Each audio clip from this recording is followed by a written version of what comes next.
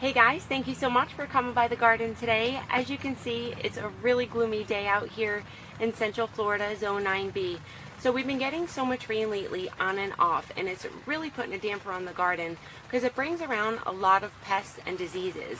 So I've been noticing fungus creeping around, which is blight. I have a lot of blight on my tomatoes, which only some of them are getting it because the climates are staying so wet. We've also been seeing caterpillars munching out our leaves and aphids and spider mites also taking over some of our sunflowers that were in the front there. Now when spider mites really take over your entire plant, it's really tough to control that. You can try, but I have tried in the past, and growing here in Central Florida, it can be really tough to get that plant to come back when the aphids are all over that plant.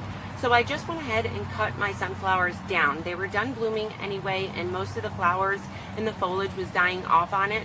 So that's why it was attracting a lot of pests and stuff to that plant. So what I usually do is pay really close attention to the forecast, and I come out here every day to check my garden, and if I do see any caterpillars, I pluck them off and kill them.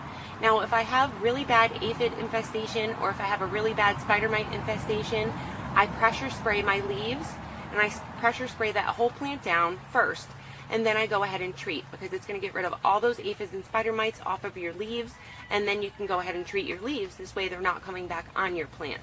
Now yes, you're spraying them off into your lawn and stuff like that, so if you can squish them and get them off of your plant by your hands, that's the best organic way to get rid of them. This way you know there's no chance of that spider mite or that aphid or that caterpillar coming back to your garden and munching out holes in your leaves like Swiss cheese. So we're just going to show you today basically how I treat, and just that it's really important to pay attention to the forecast. So basically, if I get rain every day, which we do get here in Florida, we get rain pretty much every day, not all day, but a lot during the day. So I have to find a good break in that rain to treat.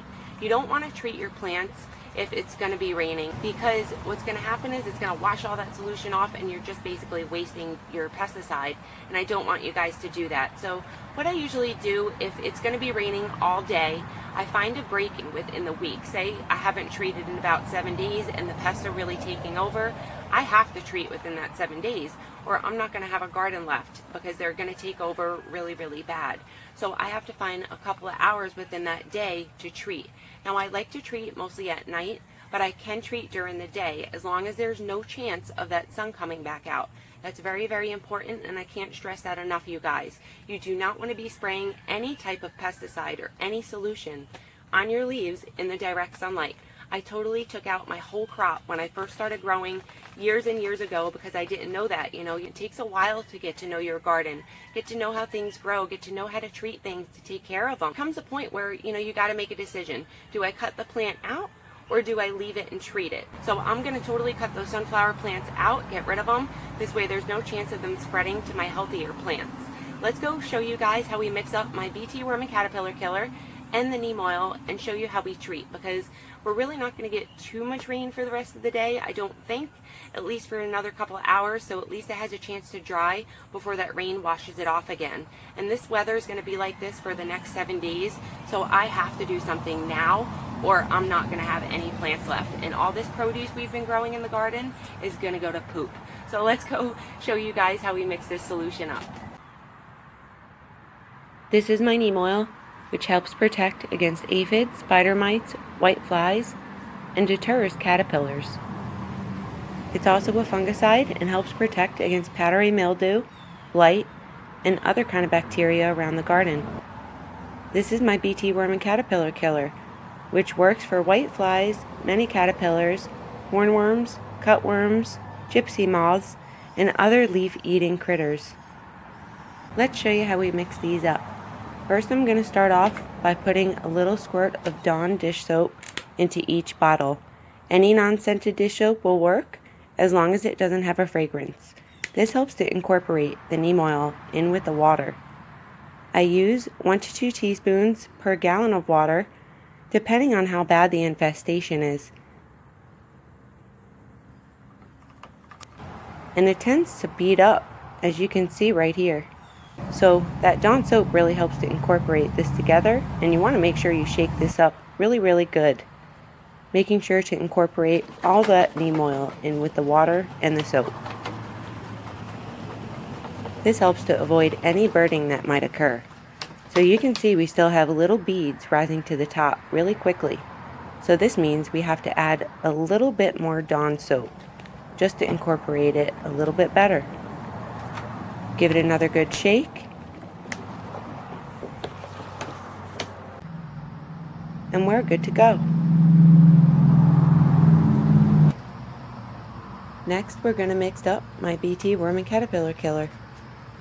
This calls for 2 tablespoons per gallon of water, so we're going to use the bigger side of my measuring spoon.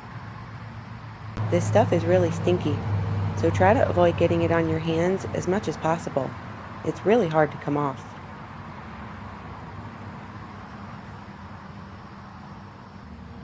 This stuff incorporates a lot better than the neem oil, so you really don't have to shake too much, and you really don't need too much soap in there. We're going to give it a nice good shake, and we should be good to go. Now that we have both our products mixed up, we can show you guys how we treat. I treat exactly the same for both in the soil and on the foliage. So if I use my BT worm and caterpillar killer on the foliage one day, then the next day I'll use my neem oil. I don't like to spray them both on my foliage or treat the soil at once. So I'm going to use my BT worm and caterpillar killer in the soil today and then treat the foliage tomorrow. We're going to spray the foliage today with our neem oil and treat the soil with our neem oil tomorrow. Remember to keep shaking your jugs as you refill your bottles or your watering cans. It's really important to make sure this stuff stays incorporated as you're treating the foliage and the soil. This way it doesn't clump up and burn on your leaves. We're going to fill up our sprayers and show you guys how I spray the leaves down. I spray the same for both the BT caterpillar killer and my neem oil. So this is the neem oil, and then tomorrow we'll treat with the caterpillar killer.